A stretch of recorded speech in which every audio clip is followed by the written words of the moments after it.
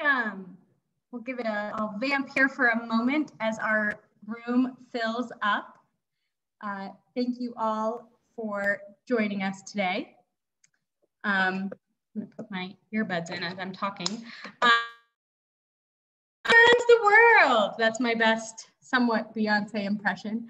A conversation with women in our music industry here in Colorado. This is part of a monthly webinar discussion. Webinar sounds so transactional. Virtual conversation series that we are delighted to be a part of. I'm Meredith Badler. I'm the Deputy Director at the CBCA, which is the Colorado Business Committee for the Arts. And we are partnering with our friends at NIVA and the Colorado version of that, CIVA, the Colorado Independent Venue Association, and Levitt Pavilion, Denver, to be bringing you these monthly virtual conversations. They're always on roughly the last Monday of the month. And they're all about building community, building sort of advocacy capacity and support for our music industry in Colorado, with a particular focus on those venues and organizations, promoters, talent buyers who make that industry run. And that's who we're talking with today. So for those of you joining us live on Zoom, a few housekeeping items as we get started. Please keep yourself muted today throughout the panel. That just helps avoid background noise, dogs barking, telephones ringing.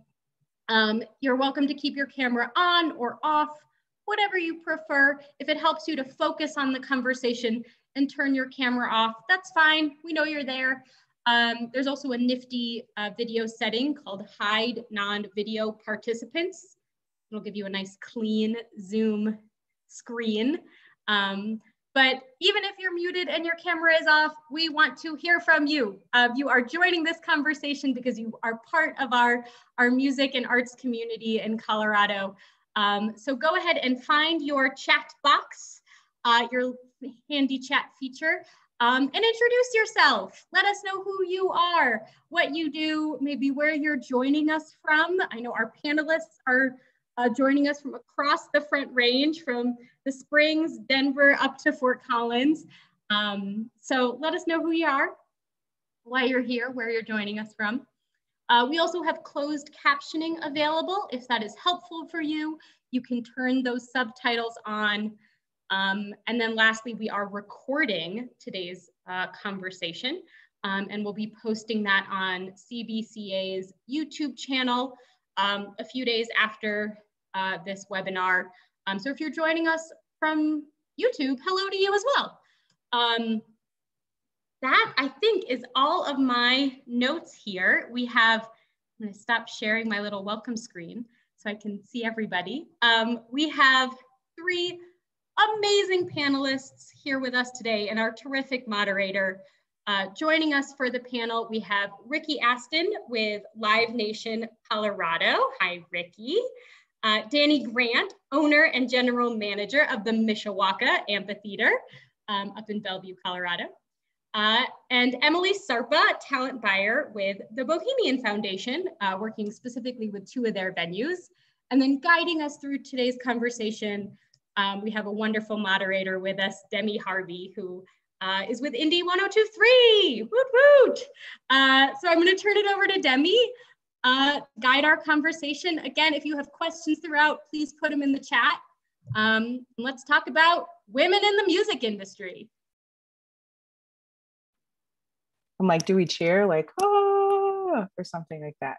Hi, thanks for joining us. I'm super excited to have you all. And I am Demi. I am at Indie 102.3. I'm the digital and social media editor for them.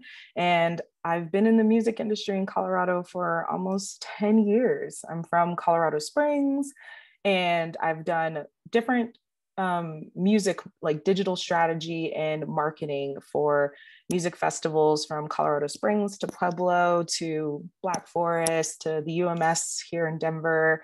And yeah, now I am helping out Indy, our independent radio station with Colorado Public Radio. And so I'm just super excited to be here and to talk with these three amazing women in music that are all across Colorado. And yeah, the purpose of this panel is to give everyone a little bit more insight about the stories and the career climbs and just all of the things, the nitty gritty that these women have gone through on their journey throughout the music industry, and to also talk about inclusivity and where we're at in this extremely fast growing music industry that is Colorado. So yeah, I'm excited to kick this off. As Meredith said, if you have any questions, please put them in the chat and we will try to get to them at the end. And yeah, let's start with introducing the panel a little bit more. So I'm going to start with Rikki. If you can give me just like a little bit more background on your career at Live Nation, and then I will go through the rest of our panelists and get this conversation going. Yeah, I'm Rikki Aston. I'm a talent buyer for Live Nation in Colorado. I also help to oversee all of the Western Mountain states in the club world, sort of. That would include Salt Lake City, Phoenix, Seattle, Portland, pretty much everything west of Colorado that's not California. And yeah, I'm happy to be here today talking to you guys. Nice to see some familiar names out there and some faces. So yeah, that's and I've been with Live Nation about 6.5 years, and I was an independent promoter for about 6.5 years before that. So yeah, I've been in Denver about 13 years, and no plans to move back to Detroit. So no shade, but Denver's pretty great. The other D. All right, let's talk to Emily. Give us a little bit more background about your work with the Bohemian Foundation. Cool. Hey guys. Right now, I'm a talent buyer for Bohemian Foundation in Fort Collins, Colorado. I buy for two venues here. Washington's and the Armory. Washington's is a 900 cap and the Armory's 200 seated. And I also do a summer series, an outdoor summer series, and also buy for our festival, Bohemian Nights at New West Fest, which is supposed to be every summer, and we'll see. And before that, I worked at Live Nation, and I did work with Rikki, but I worked at Live Nation in New York for a long time. So worked with Rikki across state lines. And also, I used to book for Belly Up in Aspen, Colorado for quite a few years. So altogether, been buying for about 15 or so years. And most of it's been, I guess it's been half in Colorado and half in New York at this point. So also ran the touring division at Live Nation that specifically was geared towards LGBTQ musicians and artists. And yeah. And on really just boosting the community, but also marketing, just basically buy-in for the community for that specific type of programming. Yeah, that's it. Thanks, Emily. Let's talk to Dani at Mishawaka Amphitheatre. Hi, so I joined the music industry later in life after I had my babies and was trying to figure out how to go to shows without anyone coming with me. So I figured I'd better start working in the industry. So I had a reason to be there by myself. And I actually got really involved in artist development and working with young up and coming local musicians, trying to help support them in their career paths, which in turn caused me to acquire the Mishawaka, which was kind of a gem in the rough here in Northern Colorado that I thought could really be a wonderful platform for local musicians to work with national artists. So I acquired the Mish about 10 years ago, and I've been running that. Spokesbuzz, a nonprofit I ran, is no longer, but we have a lot of great resources in Fort Collins that carry that torch forward.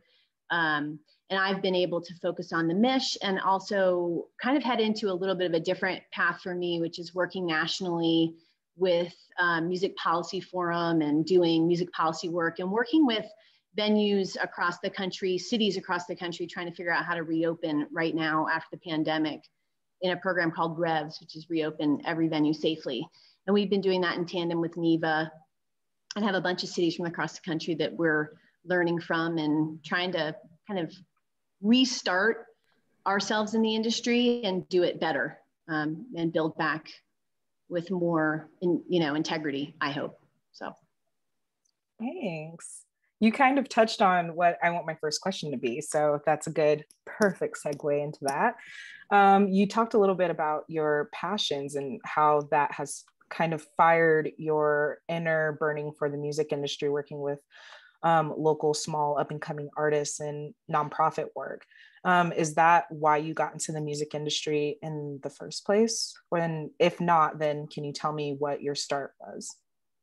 I was working in small business for years, and it just felt like trudging work. And I knew if I figured out how to get into business, doing something that I really loved and that resonated with me, that I would be happier as a person. So I made a real conscious effort to do business in music, because for me, running a 3-day festival is nothing. Like I leave it and I'm like, whoop, great weekend, everybody, whereas I do 3 days of, a trade show for manufacturing, I'm down, I'm done. So that was a real conscious effort for me.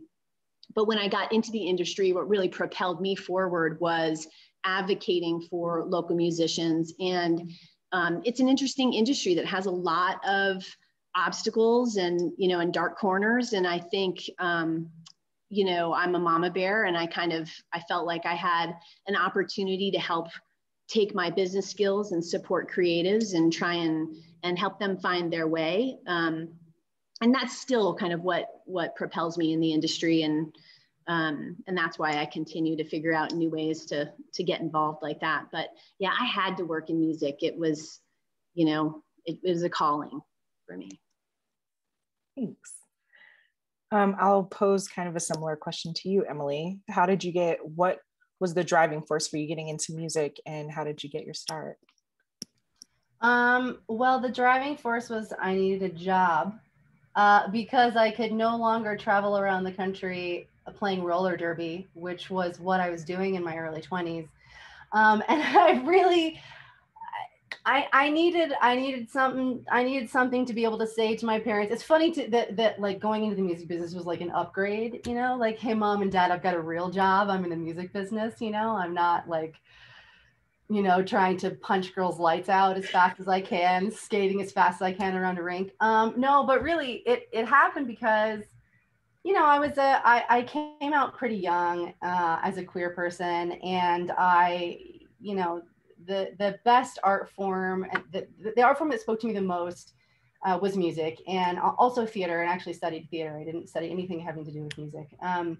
But I was trying to, finagle my way in, and like, how do I get close to these musicians that I absolutely idolize, and so I worked, and I sold merch for a couple festivals in Chicago, and I worked on one of the first women's music festivals in the Midwest, and it was not Mishfest. It had a really embarrassing name, but it was called Estro Jam. And yeah, that's what it was called. And I sold merch for them, and I was a production assistant, and I was just like immediately hooked after the first summer of working for them. And then I wound up doing a little bit more for them the next year. And they were an incredible organization. I mean, we did some really cool stuff. We worked with some incredible bands, like Nina Hagen, and like, there's just super cool stuff. And that was it. And then, so I did that. And then I came home for a Christmas break or something. And I wound up running into this guy I knew that was opening a club, and he needed, his marketing director needed some help. And I was a young queer kid stuck in a smaller town when I was younger. So I taught myself how to do some HTML programming when I was like 16. And they needed someone to build their website. So I bumped into him, and I talked to the marketing program or director, and I just was like, oh, sure, I'll build you like the coolest web. It was the lamest thing you've ever seen in your life. It was like MySpace. It was horrible. It was like the most basic programming you've ever seen. There was a top 8. Yeah, oh my God, yeah. And my programming took me as far as like figuring out a hack to have like a top 16 or something, you know, and I was like, check me out. But you know, I got into the venue, and then I just stayed. That was Belly Up in Aspen, and I stayed there for 5 years, 6 years, and I just did everything I possibly could in the venue. But yeah, that's it. Love these beginnings. Rikki, I'm gonna ask you the same question. I want to know what fueled the fire to get you into music, and how did you get your start? You know, I've never remembered a time in my life, and I'm almost 35, where I didn't want to work in the music industry. I was one of those people who decided to set a goal when I was 13 years old and figured it out somehow. You know, a very rare story. I didn't know I wanted to be a promoter, of course. I just knew I wanted to work in music. I was trying to, I think, you know, buying CDs and tapes from Sublime and Janet Jackson and Ace of Base and President of the United States of America and 311. And like, I just always had like a really eclectic taste, I would say. And, you know, like, you know, on up to Newfound Glory and Nelly and like all the stuff that I liked when I was a kid. And yeah, I started going to concerts. Like, I feel like, you know, I was probably in 7th grade or 6th grade or something. And I would get my parents would take me, and then my friends' parents would take us. And then, you know, it just became something that my friends and I always wanted to do. And then when I went to school, I was like, you know, I want to be in the music industry, but I want to make money.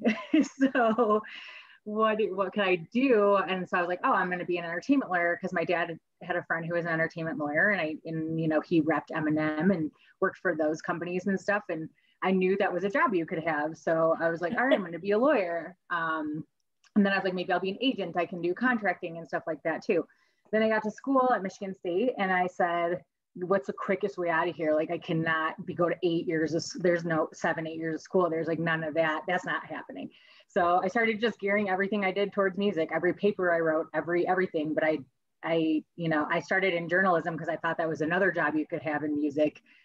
I quickly realized that I hate writing. I'm actually pretty good at it, but I do not enjoy it whatsoever. And I was like, you know, what else is there? And I found my first internship, which was with, kind of like, he's a concert promoter of sorts, but he's a middleman. So he kind of buys shows for his relationships, like with Michigan State University or with the Michigan State Fair or Milwaukee Summerfest, he would do a stage at. And he kind of was just like the guy they would hire to help middle this stuff. And he had a whole team of interns working for him and one real employee in his basement in Lansing, Michigan. And that was my first job. And then I actually ended up interning for Live Nation as well. And then, yeah, I just started cold calling. Like when I graduated, or I was about to graduate, started cold calling. I wanted to move out to Colorado because I was dating somebody who lived out here. And I was like, you know, where can I work? I probably would have gone anywhere I could have gotten a job in the music industry. I was actually offered a job with Live Nation, my boss's job at the time, but it was like across the street from my mom's house. And I was like, Colorado sounds like better than that. And so I ended up like just cold calling my old boss at Soda Jerk Presents, Mike Barsh. And I emailed him on the same day that his assistant, that his only employee really, like said he was leaving, and he was a PhD student. He was just like going, you know, off to his greener pastures. And it was right place, right time. And now here I am. So, you know, it was a lot of luck, but yeah. Well, you're here and you're crushing it. So Thanks. well, now I kind of want to segue into, we've talked a little bit about all of your backgrounds, which are all different and colorful and passionate in their own ways. But me being a Black queer woman, I've had a few barriers that I've had to experience in order to get to where I am within the music industry. And I want to know a little bit more about your individual problems that you've experienced, maybe because of your gender or anything else that maybe had caused a problem or created a barrier in you in your career in music. So Rikki, I already got you. So I'll start with you first. You know, I'm really lucky. I haven't had too many barriers. I've always like had really supportive people around me. you know, it's always been a challenge, and it always, I think, you know, hopefully it won't be forever, but I think that it's always been more challenging for me. You know, I'm one of the only female concert promoters in the state of Colorado. You know, I've got a couple others with me, but, you know, in Denver, I think there's one other, in a major market anyways. And I think that, you know, it's definitely a boys' club. There's people that have been doing this as long as I've been alive. It's not exactly a fair fight all the time. But, you know, I think that it's, at the end of the day, like, it's made me work harder. It's made me have a thick skin. And, you know, I've definitely have had times where people have taken my ideas and ran with them, even though because they were a man, and something that, like, you know, it may be, or I was young or whatever it was. And those are definitely, you know, some things that I've had to overcome. And kind of, you know, I look back on it now and I'm like, I should have said something, or maybe stood up for myself a little bit more, and, you know, claimed that or whatever it was. But, you know, you live, you learn. And I hope that, you know, I've made enough headway with my own career that isn't going to be a situation I'm put in again. Not to say that it won't happen, but yeah, other than that, I feel like, you know, like I said, I've had a lot of very supportive men and women around me, and people of all types. And I'm really lucky because of that. In Colorado, I feel like we have a pretty close-knit community. So. Yeah. Yeah, I think that's interesting that you say that you didn't really think about it at the time of it being like a problem or anything like that. But I think that we're coming to this precipice of like having those conversations a little bit more, which is great. But there's such a community in Colorado, across Colorado, that is there for women and other marginalized genders to talk about these problems within their industries. And I'm hoping that will help us at all stages of our careers, you know, connect and help each other out. So thank you for that. And I want to pose that exact same question to Dani. Did you feel like there were any barriers that you had to go through as a woman, or because of anything else throughout your career in music? Ugh, yeah, totally. Where to begin? Rikki, your comments resonate with me clearly. You know, being a woman in this industry to, you know, rattle cages and speak up for yourself is difficult, because it can be perceived as bitchy, and, you know, and that doesn't go over real well in the boys' club. And I mean, I've had issues where, you know, I maybe don't want to play poker at 2 a.m., you know, and so I've been kind of outside of circles at times. And I feel like, you know, that I could push harder, you know, to be involved in those things, but that's not me and that's who I am. And so there are certain areas where I don't choose to spend time in, and therefore don't, you know, participate in all of the things that happen in the industry. And so, but that's a choice I'm happy to make, and I'll work harder, like you said, Rikki, and I'll be out there doing my best in all sorts of ways to maintain relationships and try and create upside for my venue and for artists that I work for.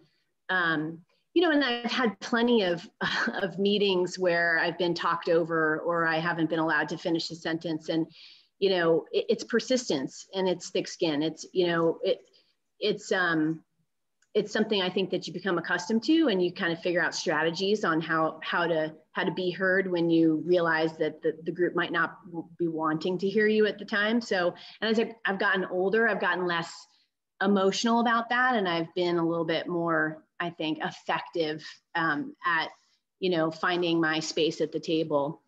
But I've also had, unfortunately, situations where I've really been hopeful that women in the industry are going to be on my team, and I haven't had such luck with that. I also have had a lot of great opportunities with women, but that's also something when there are so few of us in the industry. But I see people, younger people, Rikki, and who are taking a totally different approach to that. And I'm so excited to see the change in our industry and new women up and coming, and having more of their arms out to help support women. I go to conferences now, and there are opportunities for, you know, women being created by women to come together and talk and converse. And that's not something that happened you know, 10 years ago. And so I'm pretty encouraged by that and the new generations of women. And, you know, there will always be the barriers, but, you know, we have to be the pioneers, and we need to trailblaze.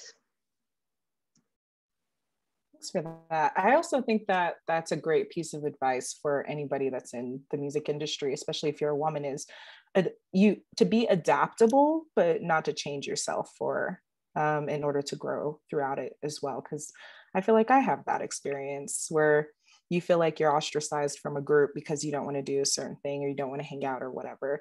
But, you know, you'll make your own way. And you should just do it by being you and not being pressured by other people. So hopefully that helps everybody.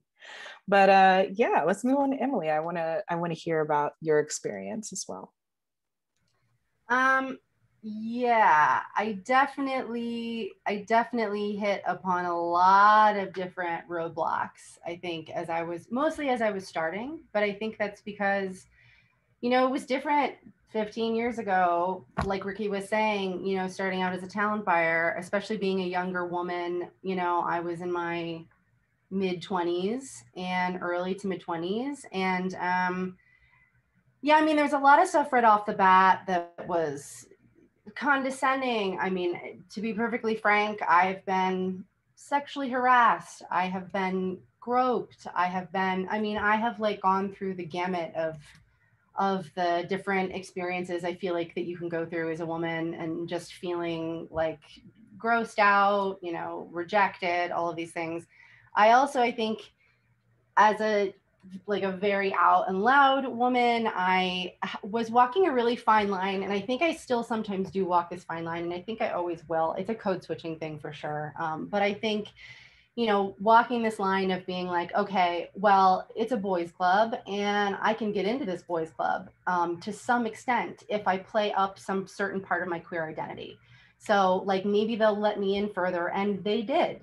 Honestly, the men who were my bosses, who were the talent buyers that were higher ups, I mean, anybody who owned a space that was a man, there was a way that I used to play my identity to break into those spaces, and they let me into those spaces, and I would feel like, okay, I'm doing something right. And then I would find myself in a situation where I'm like, oh my God, now we're saying all this stuff against women. You know, now we're speaking in a way that's like completely anti-feminist. Like I'm completely like the female chauvinist pig, you know, that book from like a couple decades ago. And so it was this really weird, you know, and I was such a strident feminist and such like an outspoken kind of a queer, you know, feminist, that it was like a really uncomfortable place to be, because then I'd find myself in these situations where I'd been granted and allowed access into the circle. Then I hit this breaking point where I don't want to be in the circle anymore. And then I get hypersexualized. So it's like, okay, how do I stay true to who I am? How do I be this out and proud person? How do I, allow myself to understand that there's going to be a lot of like delicate boundaries that I'm constantly renegotiating with my identity? How do I, feel excited about being accepted into these circles? And also really, I guess it ultimately really was about the boundaries, and how do I, develop those boundaries for myself, and so that they're very clear for everybody else that I'm working with, mostly white, cis, heterosexual men. How do I make sure that they understand that these are my boundaries? And yeah, I mean, a lot of the spaces I have to say I was granted access to, and a lot of the women also that I was working with, whether they were for or against me, they were white. Like there are very few women of color that I have worked with in the music business in any position, managerial position or position of power. It's was so rare to see, especially 10 years ago. I see more of, more and more people of color, and specifically women of color, and queer people of color as well in the music business, which is that's great. But it's interesting because the amount of women that I've worked with, like I worked with more queer women, like queer white women, than I did women of color who were heterosexual. Like, and that was like that was mind-boggling to me. And I think really like demonstrated the power of white supremacy, like within our business. So, Yeah, I think just a lot of boundaries, that was really important. And then of recognizing my own identity and then how that was changing as I got older with my own confidence within my own identity and how I fit within this, and then how I can use my own identity and my race privilege, honestly, to try to help other women in the industry and other queer people in the industry and people of color to like forge that path to be like, okay, let me get out of the way, right? Let me get out of your way, but let me make sure that, you know, at least something is being said and that there's that I can do whatever small amount that I can do. Yeah, I think that what you're saying is really touching on a problem that is within the Colorado music industry of like a lack in diversity, not just women, because that percentage is already low, but then the percentage of people of color is even lower. And so I think that that is something that definitely needs to be worked towards. But you kind of touched on the next question that I want to talk to you about of how do you feel like you used these kind of disadvantages, these barriers to help grow within the music industry, whether that was personally or professionally, whether it's mentoring somebody or speaking up and making changes in policy and things like that. And I'll keep with you, Emily, because I was just talking to you. Yeah. I mean, I think, you know, for me, the thing that has felt like the biggest impact that I've been able to make is, you know, when I was working with Live Nation and I was doing this touring company that was the LGBTQ touring company, you know, I think it was, for me, it was a matter of like, I was just trying to figure out how to do something different. And I was tired of doing like booking the same bands that everybody else was booking. And it was like, oh, this is fun. And this is, you know, I'm having a good time, but it feels like the same thing over and over again. And I don't feel like anything, you know, new or different is happening as a result. So it was about trying to find, you know, for me, I just wasn't like seeing the programming I wanted to go see. Like I wanted to go see some drag queens. Like I wanted, and I didn't want to have to like find that little event on Facebook. And if I missed the event on Facebook, then I would have no idea because it was always like smaller companies or smaller promoters that didn't have as big of marketing power as we did. So it was like, okay, you know, how do I use this platform that I have, you know, to advance the careers of the artists, A, that I want to see, and the B, that I really believe in. So that was kind of a natural, it just happened. It was like, okay, well, there's this amazing drag queen and she's really funny. And this is Bianca Del Rio. And this is before she had a platform. And so season 6, this is for like anybody who's queer or like really loves Drag Race. Season 6 was just coming to an end, and it was like none of these queens had a major platform yet, and Bianca was just about to win. And so I was like, okay, this is crazy, like higher ups, but let's put a drag queen on a stage because she's gonna kill it. Let's do 2 sold out shows in New York. Blah blah blah. It was great. Wound up turning into this whole thing. But in that way, I was like, oh my God, I've tapped into this whole market that I know the most about because this is my people, this is my community. And so I can help them. I can be the best help that I possibly can be. I have access to major, you know, marketing materials and funding and all of these things. And so I'm able to use these things to help this group of people. And then it was a huge financial success. So really it was about finding the thing that I knew the most about, but that also that like was super niche and that a lot of people were coming to me asking me questions about to begin with anyway.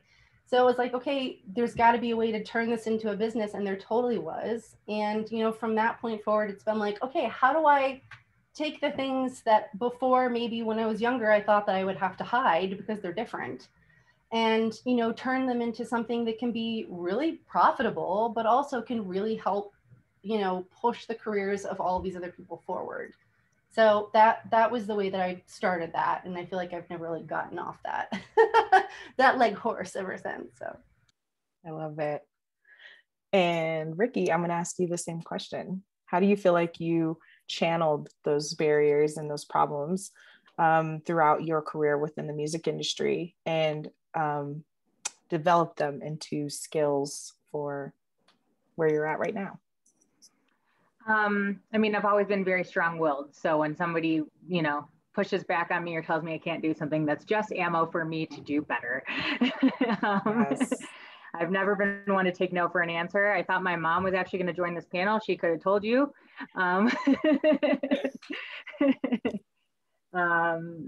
But, you know, I think, you know, in regards to the same thing Emily is saying, like, you know, I didn't have a lot of female role models in my career.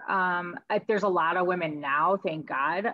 But, you know, 10, 12 years ago, there definitely weren't quite as many. And nor did I work for a big company at the point and didn't know a lot of people. And so, you know, I had a couple people here and there. Corey Christopher at Paradigm Agency was always really great to me.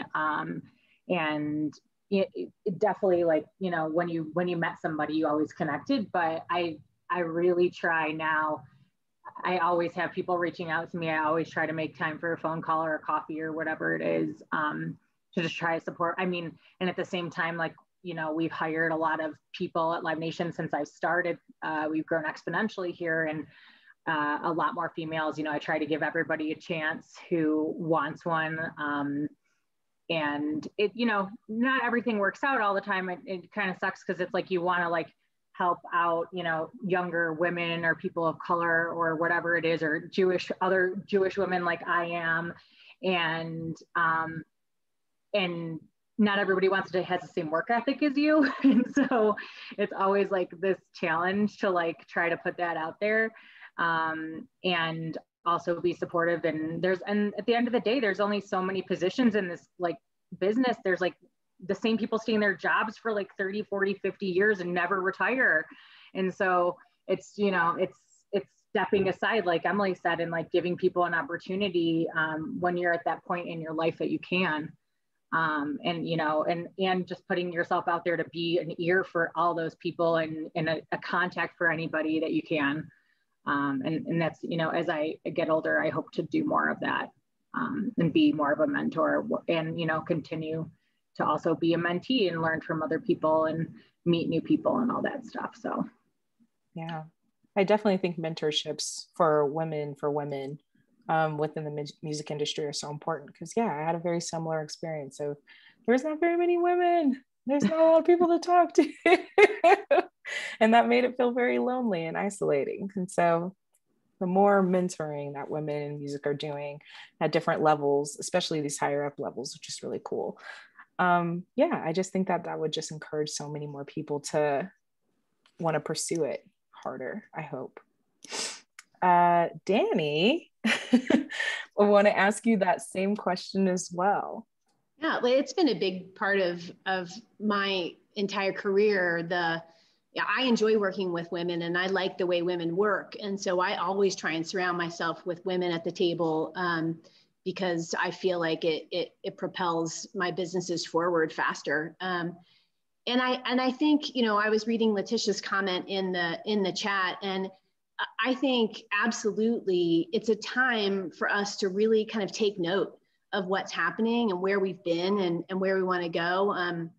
I think this year has been such a bummer in so many ways, but a silver lining of this year can be really making mindful changes going forward and really demanding that things change. I mean, I think with the social injustices that we've all experienced, and with the same old issues in this industry that we've been dealing with, like, it's about time to be like, F this any longer. Like, let's really start making some pledges.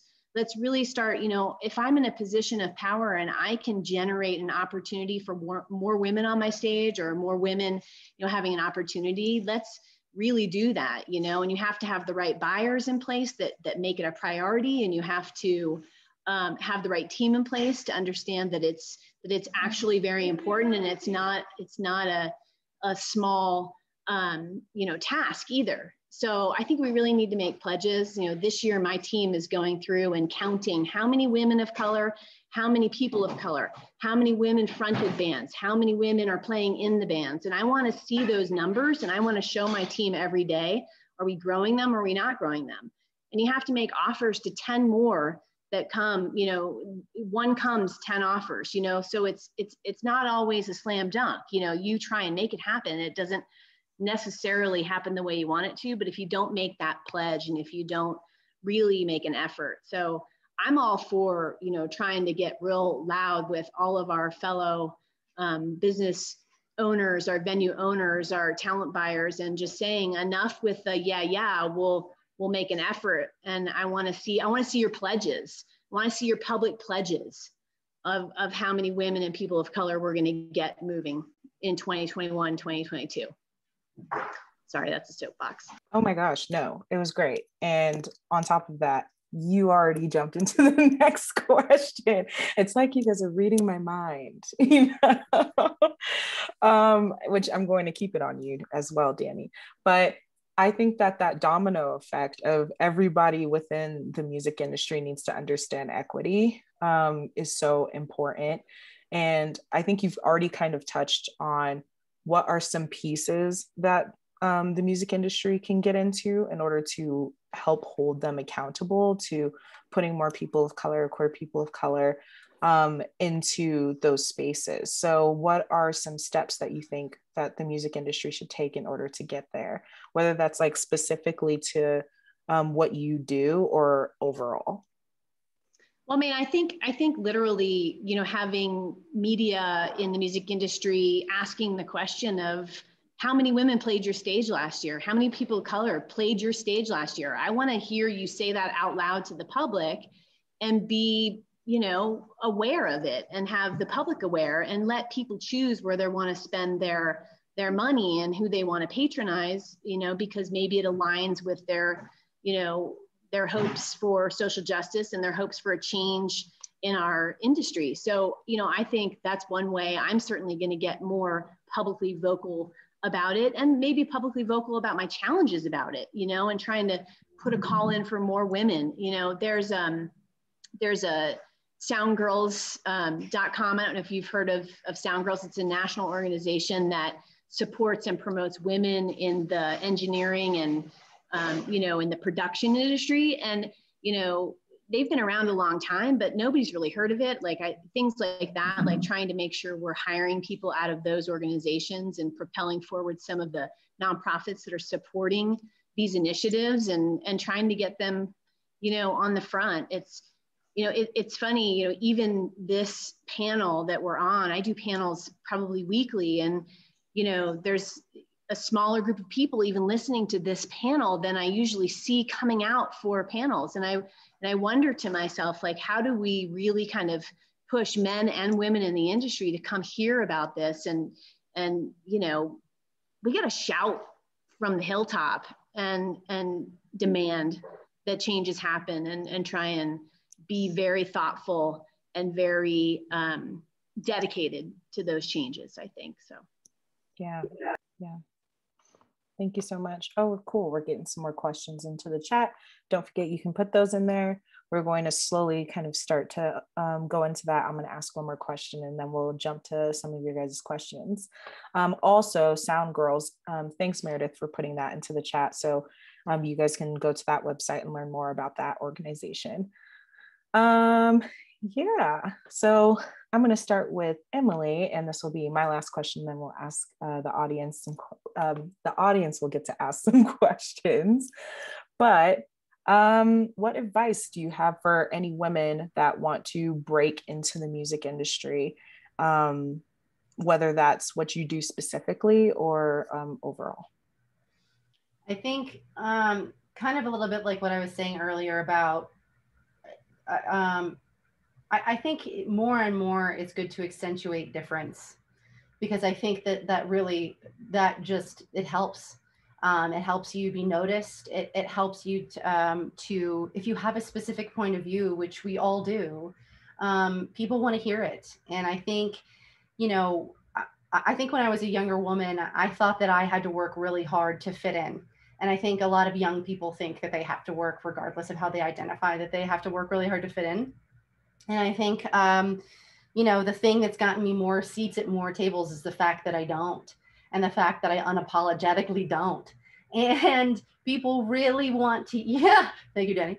And I really think, but that's, you know, that's what people, and I think that's what a lot of people in positions of power are looking to surround themselves with, is they want to hear differing opinions. They want to hear what they're missing. They want, you know, they really do, they need insight. They need to know things that they're certainly, you know, that they're not picking up. And I think more and more, I'm happy to see, especially in the arts, you know, thanks to Black Lives Matter, thanks to the Me Too movement, thanks to so many things that have been happening recently. I mean, it's always been there, but thanks to the movements, you know, and the fact that it's so present now and so socially present, I think now there is a demand for companies to listen, and there's a demand for companies to change. So like just what Dani was saying, like we have to hold each other accountable. There's no more ifs, ands, or buts. We have to make those changes. And I think happily as well, the way that the music industry and the way that all arts, I think, move forward is it's a demand business. So the fact that more of these, like, you know, non-binary musicians and artists of color, and, you know, like Lil Nas X and his, like, the last song he just dropped, like, people are demanding that they hear, you know, differing points of view. And so I guess my best advice is, like, just, you know, really hone in on the ways that you feel different, and that sometimes you feel like you may be ostracized for those differences, and become like an expert in that. And then, you know, really just see how you can help others and how you can turn a lot of that difference into something that could create career for you. Wow, I almost forgot to unmute. Okay, I think we should get some audience questions since a lot of you are popping them in. Thank you. Let me go back and read some because we got quite a few that came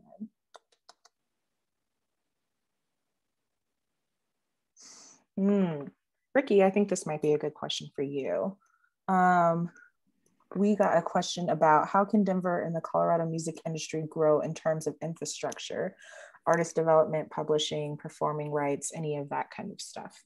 Do you have any insights? A question I've been asking myself for a really long time is like something that, you know, I wish we had more of here, because Denver is such a hidden gem for music, and Colorado in general, and so many great venues, obviously Red Rocks being, you know, the kingpin of it all, and the place everybody wants to play all the time. And then of course, you know, we have like, you know, per capita, probably more music venues than a lot of places do for a city of our size. And yeah, you know, there's got to be people that just want to make an investment. You know, we of course have 7S management, and, you know, there's not a big agency here or anything. And, you know, there's a few other small things going on, but like there's got to be other people who want to come in and make some bigger investments, open, you know, offices here, whether that's some of the agencies or a record label or whatever it is, to kind of start to move that stuff forward. I would love to see that. There's nothing I want more than for Denver and Colorado to have more infrastructure here, because hopefully that means I can stay here forever, if that's the case, and not ever have to move to LA or New York or whatever to keep progressing in my career. And I think, you know, the hope is that, you know, the people that are here can start to do more of that, and create more jobs in this industry here. But, you know, I think over time, like, just like a lot of cities, you kind of see Aston, like, that kind of started doing a lot of that and stuff too. As more companies kind of like move off the coast a little bit, we probably will start to see more of that. And I really hope that people start to consider Denver as more of a music hub than other places, so that we can. Absolutely. Yeah, absolutely. Denver, we're just grown so much. Yes. Dani, I want to ask you, we have another question from Brianna. Also, I'm gonna try not to mess up your names. What's your advice for women to create a sustainable career in music long term? Well, I mean, I think there is a sustainable career for women right now. It's just a matter of, pursuing the jobs and being hired. I think one of the things that we need is for the men in the industry to wake up a little bit and to change their thoughts and minds about how they do their business. There's another question about, how do we fix things? And I think to myself, if poker's not the place you want to be, how do you do it? And I think we need men in the industry to want, to do business with people outside of the poker room and to open up more avenues for those relationships to happen. And we do have a lot of wonderful men in this industry. Some of them are here at this panel. I see Storm and Robert and Andy, and, there are a lot of great people who are working with us on this. And I think it's just really, like we got to get women in there. It's sustainable for us now. You don't have to play the poker game to do well in this industry. Find your way, push your way through in terms of, if you want to do a breakfast meeting, if you've got kids and you want to do it between daycare, that's the way you do it. And you need to ask for people to accommodate your schedule and your lifestyle and the things that you need in order to work in the industry. And I think it's going to take some time, and it's going to take open conversation. We're going to need to make venues more secure for women. When I talked about how I didn't want to go to shows by myself and I needed to work in the industry, that's because I didn't feel safe going to shows by myself. I mean, you go to a seedy part of town by yourself at the question is like, what are you doing here? And what are you asking for? And I mean, and that's got to stop. And we have to have our security looking out for women. We need to create opportunities for women to feel safe, to come to a show alone or with another woman or whatever they want, So I think it's a lot of it is awareness, open discussion, saying out loud, like, this is a safe venue for women. You want to come to this show, you want to come by yourself, you will be fine. Our shuttle system will take care of you. Our security people will take care of you. And I think a lot of those discussions, instead of just kind of leaving it up, to your own discretion as to whether or not you feel safe. I mean, men go to shows by themselves all the time. Women have to go with a group, and that can be limiting because to get 2 or 3 women to go out to a show, I didn't have a lot of women who wanted to go see punk with me. I like bumping up and sweating, but it was hard, So we have to change the dynamic. We have to change the safety levels. We have to demand a lot right now. So, but the job is there. It's sustainable for you. Just don't accept the limitations that are being put out there right now. All wise words. Can I piggyback on that really quick? Yes, I was going to jump for you. Well, answer this question and then I have one more for you. Okay, real quick.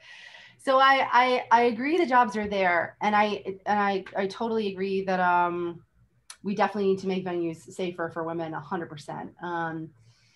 I do think as like that we kind of have to, the companies have to put money where their mouth is a little bit, right? So just in trying to think that tokenizing question too, I think is also a really important one. And so I think it's about, if you're going to start to hire, okay, we're going to have X amount of women at our company. Okay, we're going to have X amount of people of color at our company.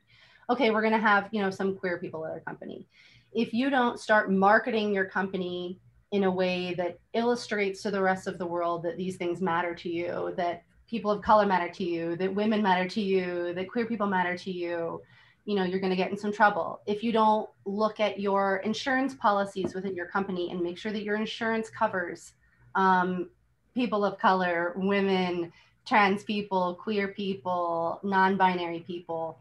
It is certainly a matter of equity. It is certainly a matter of making sure, as you tick down the things within the company, okay, well, we didn't just hire this way and then hoped that person survived in this atmosphere on their own. And once again, you put the power, you take the power away from the company, and you're basically insisting that individual make it make sense for themselves, that they have to forge their own way, which is not the right way to do that, because you're going to keep losing those employees over and over again if they don't feel actually represented by your company, if they don't feel seen by your company, which is the same thing about a venue, right? It's like you can change the words company and venues. You just have to make sure that if you're going to start to act like as a venue or a company, okay, yes, we are an inclusive venue or company. You know, we've really got to demonstrate in like all of the ways that we possibly can, and all of the tiny ways we're thinking about each individual group of people, and we're trying to do our best. And yes, it's a learning process and it's not going to be done right overnight, but the fact that, you know, that those conversations are being had, and that people actually feel like their, you know, their mental health, their physical health, those things are being taken care of by the company, those are really important. And it's not just hiring the people of color or women or whoever, it's making sure that they move up within the company, have the same opportunity as everybody else. We have a million people we have a lot more women that work at Live Nation than other companies I've been through before, but the people at the top, a lot of them are still white males. And so it's not just everything Emily said, but also making sure that, you know, there's some things, like you said, sustainable in the future and the career path that they know that they can hit. Or hiring people at the top, just, you know, a more diverse board or a more diverse whatever to kind of like that. How I would think that would help to oversee a lot of the other practices down, like lower down the totem pole. So. Yeah, all of these are super valid in order to help us all grow as an industry, especially here in Colorado. And I think that accountability and that the actions behind the words, I think, are really going to help us move forward in all of that. We have a little bit of time. I'll ask one quick question. I'm going to break, who asked this? Lizzie, I'm not going to mess it up. I'm going to break your question into a smaller question. And are there any resources that you use in Colorado that help you connect to other women in the music industry besides CBCA that's helping us do panels like this? And I'll ask you, Rikki. We do have a Women in Music Facebook group that I think it's just Colorado. I don't think it's only Denver, but we do a happy hour in Denver. We were doing it in person. Now they're doing it online. A lot of people will join that. I think there's a lot of panels like this that do happen. I've done several myself. I think it's just keeping an eye on all that stuff or networking opportunities. Like Denver Startup Week, we did one cool panel in the past. We've done, there's been a million that I've been on. So, I think it's like, kind of starts at like maybe Women in Music on Facebook. And then there's also an Instagram page, I think that's like, has a Colorado chapter of like a Women in Music group. I'll see if I can find it and put it out there for everybody. But it's kind of like She Said So is one of them. And there's a few other different ones. So those are good places to start. Thanks y'all for putting those links in the chat. You can see them there too. There's 2 different Facebook groups from what I'm seeing. Emily or Dani, do you have any other ways that women can connect with each other and grow within the music industry here? I don't know, pick up the phone and call them. I think women are very receptive to that. Like I certainly am. I'm always pleased when, a woman in the industry calls me up and says, hey, let's have coffee or let's talk about this, or how are we going to confront this together? And so I should do that more. I should take that advice from myself and pick up the phone and call people like Emily and Rikki and say, what are we doing? And I'll talk to you next week, Emily, about Fort Collins. But, I think it's reaching out, like we all are receptive to it. Everybody's so busy. Everybody's chasing their tail all the time. But I promise you that 95% of the women that I've worked with in this industry will take a call and try and navigate with other women in this industry. Emily, do you have anything to add to that? No, that's it. They both said it all. Yeah, there's a lot of different resources out there, y'all. So Facebook honestly was one of the first ways that I really connected to different women across the industry. And it kind of sucks right now because, COVID, but hopefully when things become a little bit more safe, those kinds of networking opportunities will start to open up, and you'll have more opportunity to go out there and meet face-to-face with people and go to face-to-face panels and exchange business cards. Do we do that anymore? I don't know. So yeah. Go to shows. Go to shows. Talk to people. Shows are honestly the best. Shows are the best networking place, honestly. I think so as well. Well, thank y'all for joining us. That's our hour, right? Yeah, I think that's our hour. I really appreciate this talk. I hope everybody watching appreciated this talk. Thank you for your questions. And yeah, I'll pass it to Meredith and we'll close this thing out. Thank you, Demi. Oh, this was great. I want to thank Demi, Emily, Rikki, Dani, just for your honesty and your openness and your encouragement. There were so many wonderful nuggets of wisdom and support, and like, this sucks and this should change and this is how, and we're in it. And I loved it. In particular, Demi, I said you did such a great job of moderating that. There were moments where I was like, how are we going to cover all of this?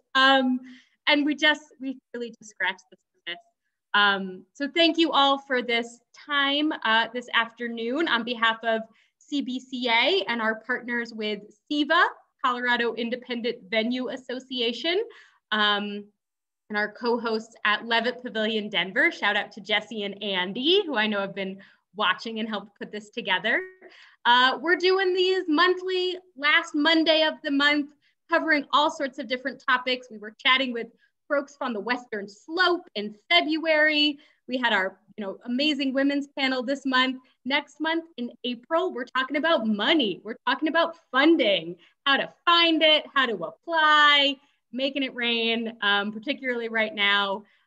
So that's coming up in April. If you have other ideas, other panels, webinars, conversation skills you want to learn, reach out to us.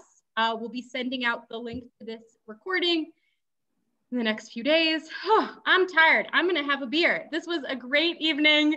Thank you all for joining us.